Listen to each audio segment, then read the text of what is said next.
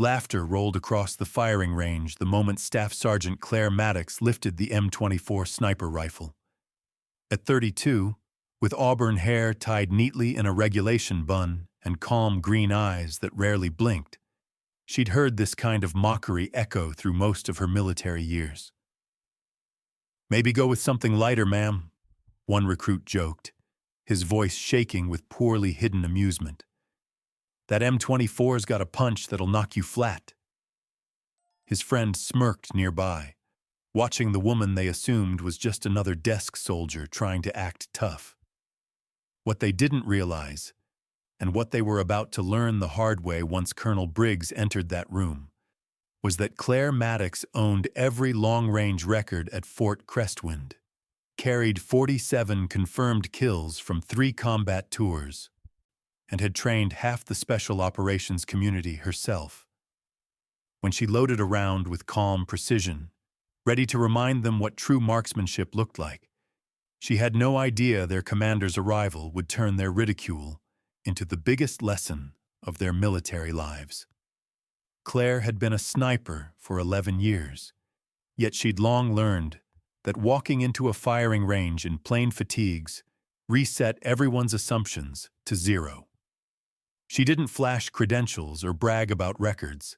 She simply showed up to work, and today's task was assessing a group of recruits who thought long range meant easy. The range officer, Sergeant Vega, new to Fort Crestwind, handed her a clipboard. "Ma'am, we've got 12 recruits claiming they're qualified marksmen. Some of them seem pretty confident." She nodded. Walking to the firing line where 12 young men stood, all early 20s, all acting like they'd already mastered the rifle just because they'd qualified in basic. When she grabbed the M24 from the rack to show proper handling, the jokes started at once. "Whoa, Sarge, you sure you can handle that?" called Recruit Lawson, a broad-shouldered kid with a Montana drawl. "That's a precision rifle. Needs muscle and recoil control." Another piped up, smaller but cocky. "Yeah, maybe stick with the M4, ma'am. The M24's got a 7-pound trigger, takes strong hands." Claire stayed composed, her tone steady. "Appreciate the concern. I'll manage." She checked the barrel, tested the bolt, adjusted the scope, every move crisp, practiced, and exact. But Lawson couldn't help himself. "No offense, Sarge, but that rifle's probably seen more combat than you. Maybe one of us should demonstrate." His buddies laughed, and Sergeant Vega shifted awkwardly, uncertain whether to step in. He was outranked, and probably figured the sergeant could handle some recruit banter. Claire finished her inspection and turned to face the group. The M24 sniper weapon system fires 7.62 by 51 mm NATO rounds with an effective range of 800 meters. The rifle weighs 12.1 pounds loaded. The trigger pull is indeed 7 pounds. The scope is a loopholed Mk4 with 10 times magnification. Anyone disagree with those specifications? The recruits exchanged glances. She clearly knew the technical details, but Recruit Lawson wasn't backing down. "Book knowledge is great, Sarge, but shooting this weapon in actual conditions is different. Takes experience most support personnel don't have." The implication was clear. He thought she was support staff, probably administrative, definitely not a real shooter. Claire decided to handle this the way she always did. "Let the rifle do the talking." "I'll make you a deal," she said calmly. "I'll demonstrate with this M24, then each of you will attempt the same shots. We'll see who has more actual experience." "Fair?" Recruit Lawson grinned, confident. "Fair? What's the challenge? 3 shots, 300 meters, 600 meters, and 800 meters. Different targets, different conditions, standard qualification course. And when we outshoot you." Claire smiled slightly, the kind of smile that should have warned them they'd made a terrible miscalculation. Then I'll recommend all of you for advanced sniper training immediately. But when I outshoot you, you run the obstacle course in full gear. Twice. Deal?" The recruits agreed immediately, completely confident in their abilities and completely ignorant of who they were challenging. Claire moved to the firing line. The first target was at 300 meters, a standard distance for infantry marksmen. She settled into shooting position, controlled her breathing, and fired. The shot was perfect, dead center of the target. The recruits weren't particularly impressed. 300 meters was within their qualification range. They'd hit that too. "Lucky shot," Recruit Lawson muttered, though with slightly less confidence. The second target was at 600 meters. This was beyond standard infantry qualification, into the realm of designated marksmen and snipers. Wind was picking up, about 8 miles per hour from the east, which would affect bullet trajectory. Claire made a minor adjustment to her scope, accounting for wind drift and bullet drop. She fired, another perfect center hit. Now the recruits were quieter. 600 meters with wind correction wasn't luck.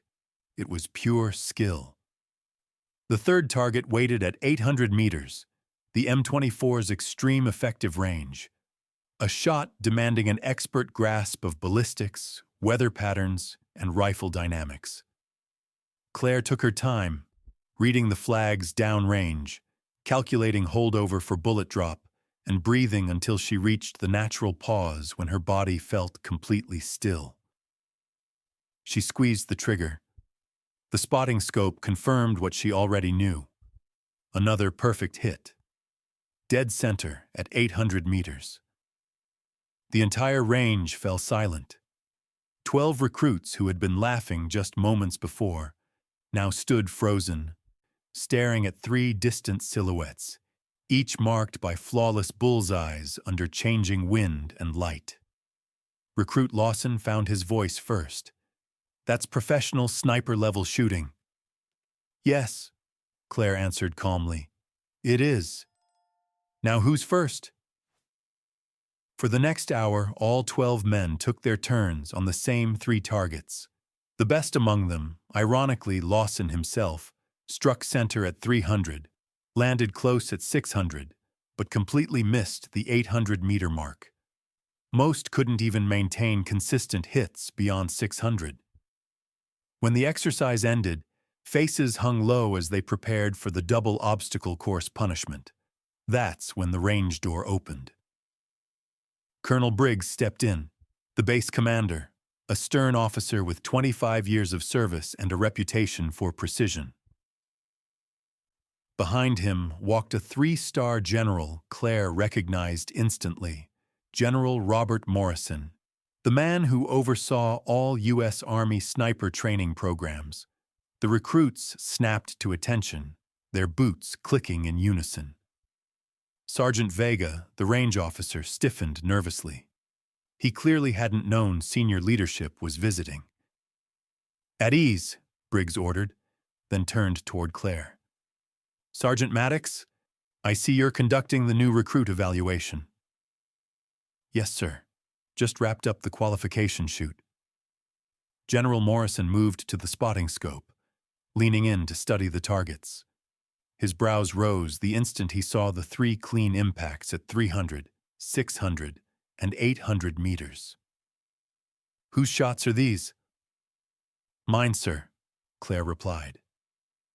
Morrison looked at the recruits, then back at her, then again at the targets, a faint smile tugging at his lips.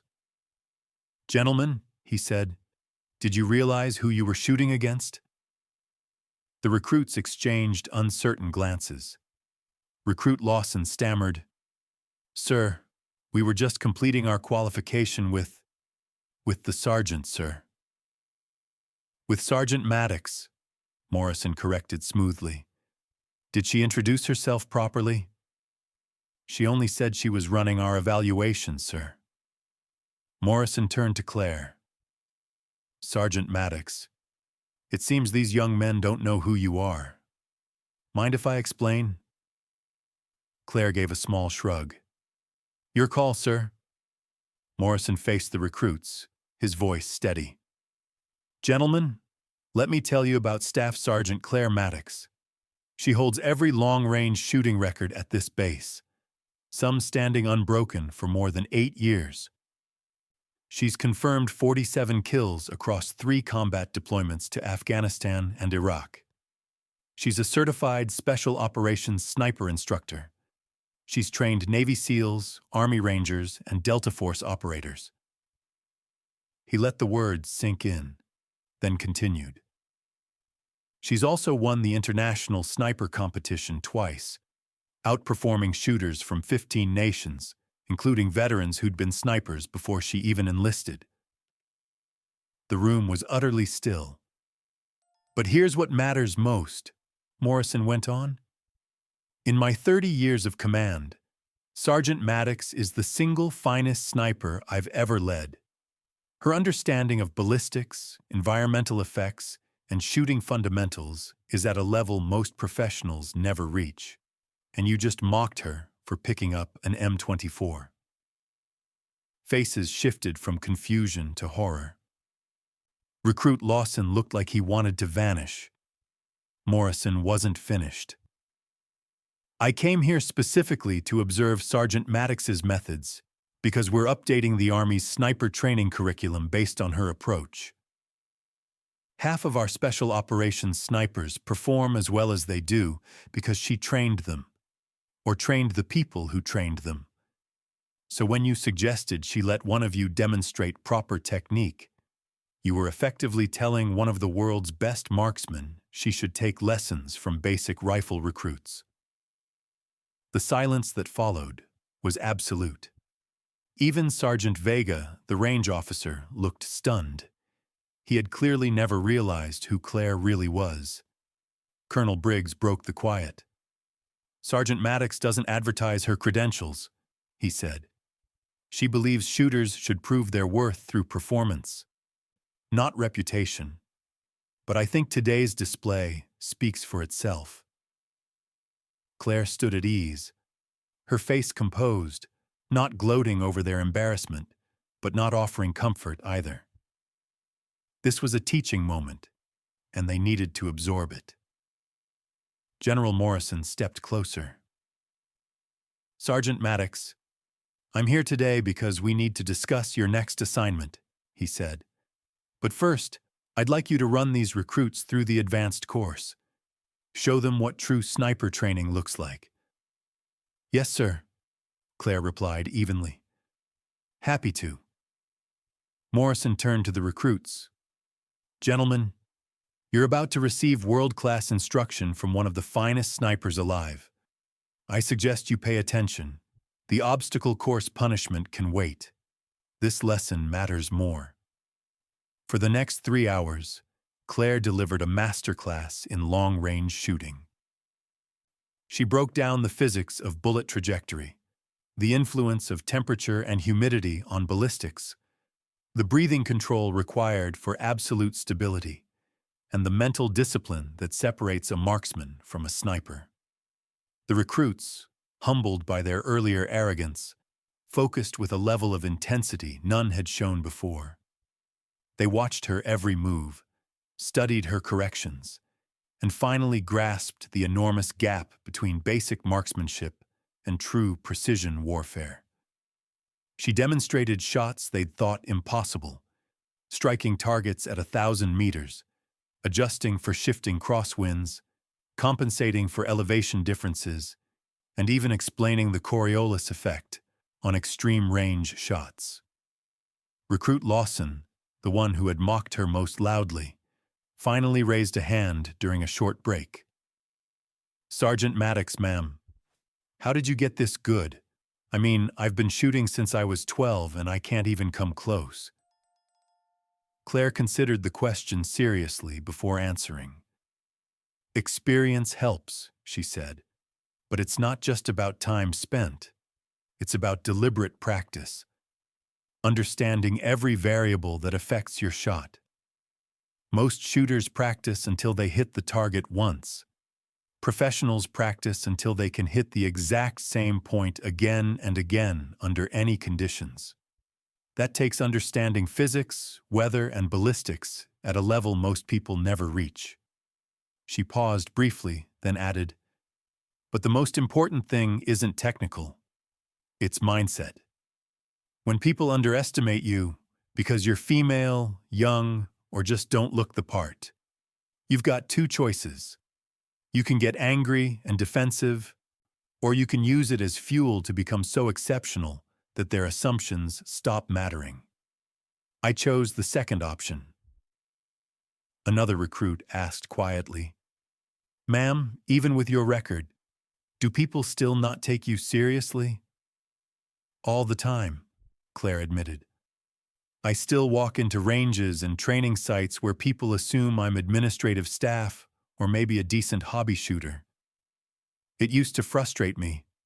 Now I treat it as a chance to teach a lesson about judging skill through results, not appearance." General Morrison, who had been silently observing, finally spoke again.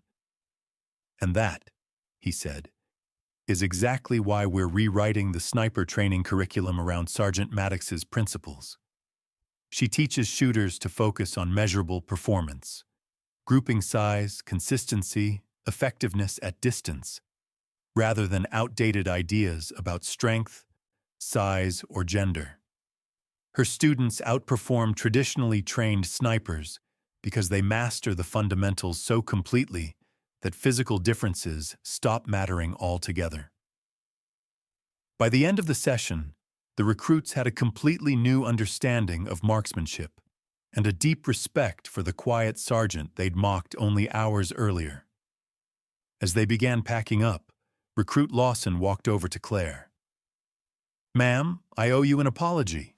The things I said about you not being able to handle the M24, about lacking experience, I was completely out of line. You're the most skilled shooter I've ever seen, and I'm sorry for judging you based on stupid assumptions." Claire gave a slight nod, accepting it without bitterness. "Use this as a learning experience," she said. "In the military and in life, people will always make assumptions about your capability, based on appearance, background, or what they think you should be. Don't waste time arguing. Prove them wrong through your performance. Let your results speak louder than their words." The other recruits echoed Lawson's apology, each one clearly humbled. They'd learned a hard lesson about respect, competence, and the cost of underestimating someone who didn't fit their idea of strength. After they left to complete their promised obstacle course, General Morrison decided they still needed the reminder. He asked Claire to join him and Colonel Briggs in the briefing room. "Sergeant Maddox," Morrison began, "your demonstration today reminded me exactly why I came here. We need you at Fort Benning as the lead instructor for the new Advanced Sniper Training Program. You'd be training not just Army snipers but Marines, Navy, and Air Force personnel. Essentially, you'd be shaping the future of military marksmanship."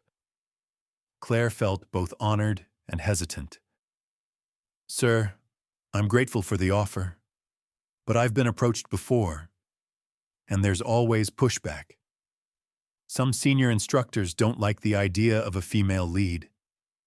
Some students show up with the same attitudes those recruits had today. Constantly proving yourself gets exhausting." Morrison nodded, leaning forward. "You're absolutely right," he said. "There will be resistance. There will be egos. But that's exactly why you're needed. The professionals will learn from you and grow stronger. The rest will either adapt or fail, and either outcome improves the force." Colonel Briggs added quietly, "Claire, you've been proving yourself for 11 years. At some point, the burden shouldn't be on you to justify your position. It should be on others to rise to your standards. This assignment gives you the authority to set those standards across the board." Claire thought for a long moment. They were right. She'd spent her entire career proving herself to skeptics, This position would let her reshape the culture, to emphasize skill over stereotypes, precision over prejudice. "I'll take it, sir," she said finally, "but on one condition." Morrison raised an eyebrow. "Name it." "Every student who walks in thinking women can't shoot, or that strength decides accuracy, they get the same treatment those recruits got today. I demonstrate, they attempt, and when they fail, they learn the lesson properly." Morrison smiled. "I wouldn't have it any other way." 3 months later, Claire stood at Fort Benning, facing her first class of advanced sniper students. 30 elite marksmen, Army, Marines, Navy SEALs, and Air Force, sat before her, some respectful, some skeptical, all curious. As she introduced herself, she saw the familiar smirks and doubtful eyes. A Marine staff sergeant in the front row was barely hiding a grin. Claire decided to cut it off early. "I can already see a few of you have questions about your instructor," she said. "Let's save time." "Yes, I'm your lead instructor." By the end of the session, the recruits walked away with a totally different grasp of marksmanship and a deep respect for the quiet sergeant they'd mocked just hours earlier. As everyone packed up, Recruit Lawson came over to Claire. "Ma'am, I owe you an apology. The things I said about you not handling the M24, about your lack of experience, I was completely out of line. You're the most skilled shooter I've ever seen, and I'm sorry I judged you on stupid assumptions." Claire inclined her head, accepting the apology without rancor. "Use this as a lesson," she replied. "In the military and in life, people will keep judging your capability by how you look, where you're from, or what they expect you to be. Don't argue. Prove them wrong with results. Let performance speak louder than their assumptions." The other recruits echoed Lawson's apology. They had learned a harsh lesson about respect, ability, and the danger of underestimating someone by appearance. After they left to run the promised obstacle course, General Morrison decided they still needed reinforcement and invited Claire into the briefing room with Colonel Briggs. "Sergeant Maddox," Morrison began, "your demonstration today reminded me why I came here. We need you at Fort Crestwind as the lead instructor for the new advanced sniper training program. You'd be training not only Army snipers but cross-service students from Marines, Navy, and Air Force, essentially shaping the future of military marksmanship." Claire felt honored and cautious at once. "Sir, I appreciate the offer, but I should say I've had similar opportunities before and always met institutional resistance. Some senior instructors don't like a female lead. Some students arrive with the same attitude those recruits had today. It's exhausting to constantly prove yourself to people who should be focused on learning." Morrison leaned in. "I won't pretend there won't be resistance. You're right. There will be students and instructors who need attitude adjustments. But that's precisely why we need you. Those who are professional and want to learn will receive world-class instruction. The others will either adapt or fail, and either outcome strengthens the force." Colonel Briggs added, "You've been proving yourself for 11 years. The burden shouldn't fall solely on you to justify your place. It should be on others to meet the standard you set. This assignment gives you the authority to set those standards across the service." Claire thought it over and realized they were right. After a career spent proving herself to skeptics, taking the post would let her shape training around capability instead of demographics, emphasizing performance over assumptions. "I'll do it, sir," she said finally. "But on one condition." Morrison raised an eyebrow. "What's that?" "Anyone who shows up believing women can't shoot, or that size determines skill, or that marksmanship is about brute strength rather than technique, They get the same treatment those recruits got today. I demonstrate, they try, and when they fail, they learn the lesson properly. Morrison smiled. I wouldn't have it any other way. 3 months later, Claire stood at Fort Crestwind before her first class of advanced sniper students. 30 experienced marksmen from Army, Marines, Navy SEALs, and Air Force selected for high-level training. As she introduced herself, she saw familiar expressions: respect in some faces, curiosity in others, skepticism in a few. A Marine staff sergeant in the front row barely hid a smirk. Claire decided to confront it head-on. Yes, I'm female. Yes, I'm probably smaller than most of you. No, that doesn't change my ability to teach you to be better snipers. Any questions?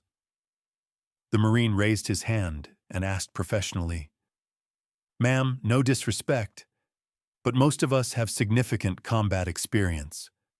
What makes you qualified to teach us? Claire answered with equal professionalism. I have 11 years as a sniper, 3 combat deployments, 47 confirmed kills, multiple competition wins, including international championships, and I've trained over 200 special operations snipers.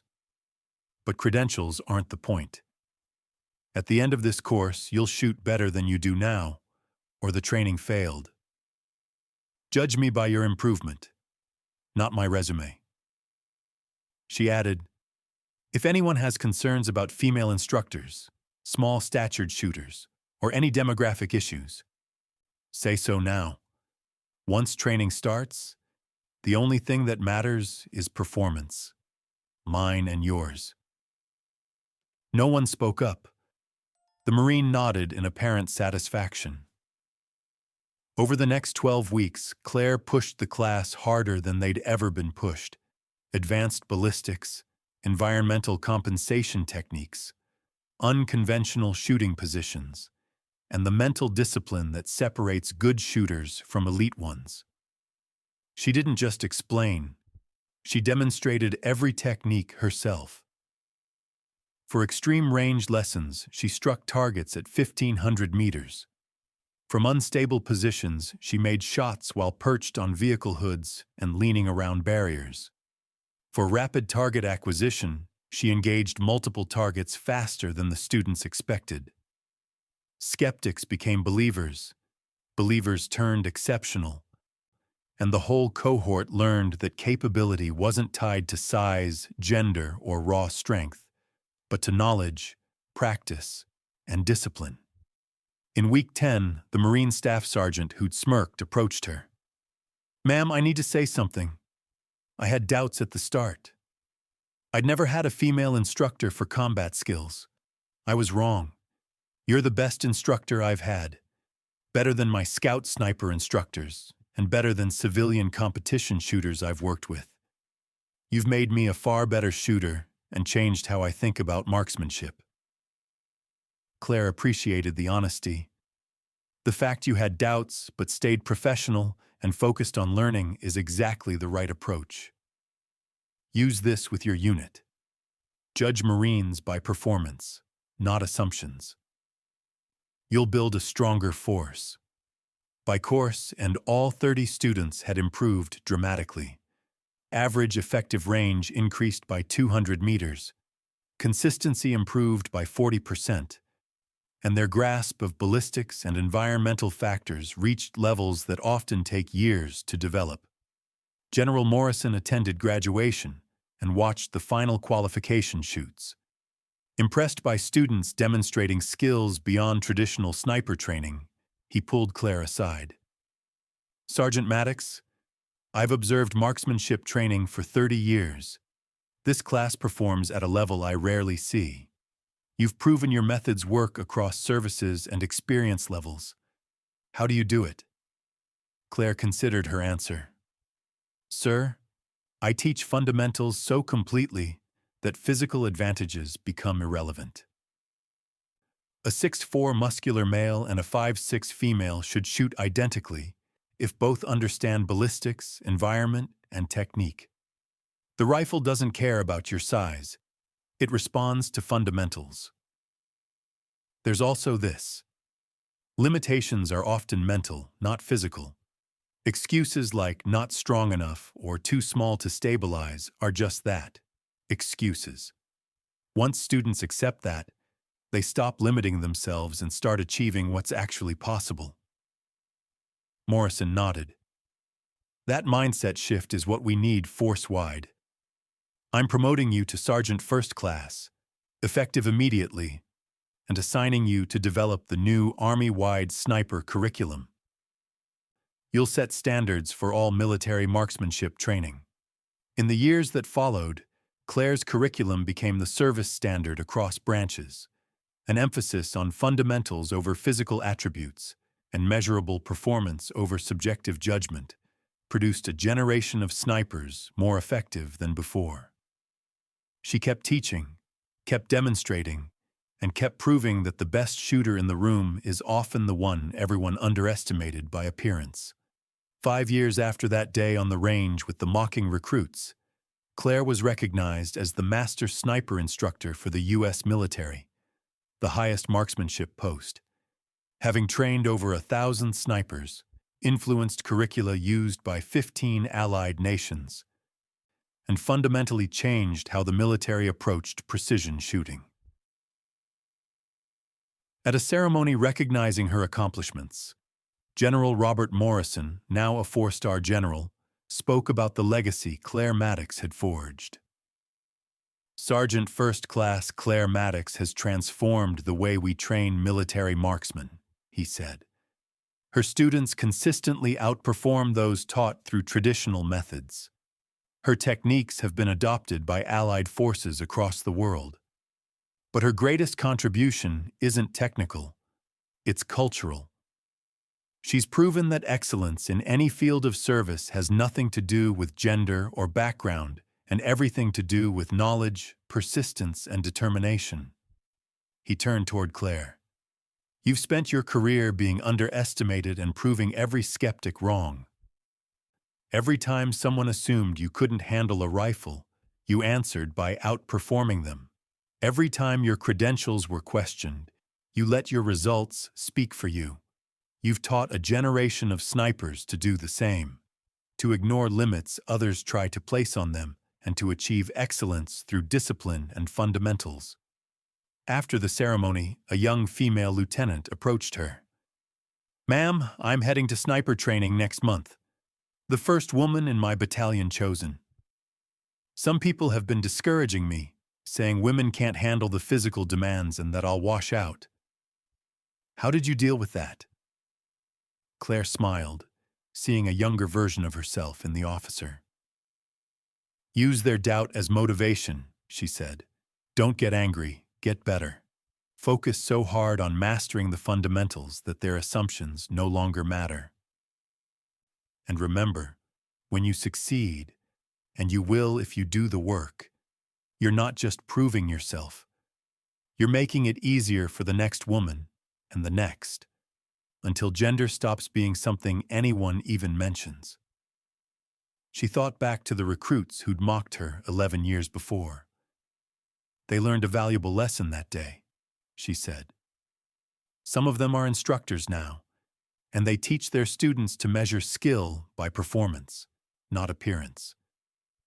That ripple effect, changing one mind at a time through undeniable competence, is how real change takes root." The lieutenant left with renewed confidence, and Claire knew she'd succeed. That's what happens when talented people refuse to let others define their limits. They excel and inspire others to do the same. 10 years after that day on the range, Claire Maddox returned to the same base as a guest speaker for a new generation of recruits. Among them were 3 women, something unheard of a decade earlier when she'd been the only female shooter most soldiers had ever met. As she walked onto the familiar range, now wearing the rank of Master Sergeant and carrying credentials that filled an entire page, she immediately noticed what had changed. The recruits, men and women alike, stood at attention with respect that had nothing to do with gender and everything to do with reputation. The senior instructor, a grizzled sergeant major, stepped forward. "Recruits, this is Master Sergeant Claire Maddox," he announced. "She holds records some of you will spend your careers trying to break. She's trained operators you've only heard about in stories. And she's here to show you that the only limits that matter are the ones you accept." Claire picked up an M24 from the rack, the same model that had started everything, and turned to face the recruits. She saw something in their eyes that hadn't existed a decade before. Pure professional respect, free of doubt or bias. "This rifle," she said, her voice carrying across the silent range, "doesn't care who's holding it. It doesn't know your gender, your size, your background, or your doubts. It only responds to fundamentals, disciplined practice, and the refusal to accept limits others try to impose." She chambered around with the practiced ease of someone who had done it 10,000 times. "Today I'm going to show you what's possible when you stop listening to those who tell you what you can't do and start mastering what you can. Then you'll do the same, because that's how we build not just better shooters, but a stronger force." The shot that followed, a perfect hit at 1,000 meters through shifting wind, was more than a demonstration. It was a promise that excellence is available to anyone willing to earn it, regardless of who says otherwise. Claire Maddox had proven, shot by shot, through a lifetime of mastery, that the best sniper in any room might just be the one everyone underestimated, right up until the moment they pulled the trigger and proved them wrong. Thanks for watching. This is Captain Joe's Stories. Subscribe for more incredible tales of courage, discipline, and quiet strength.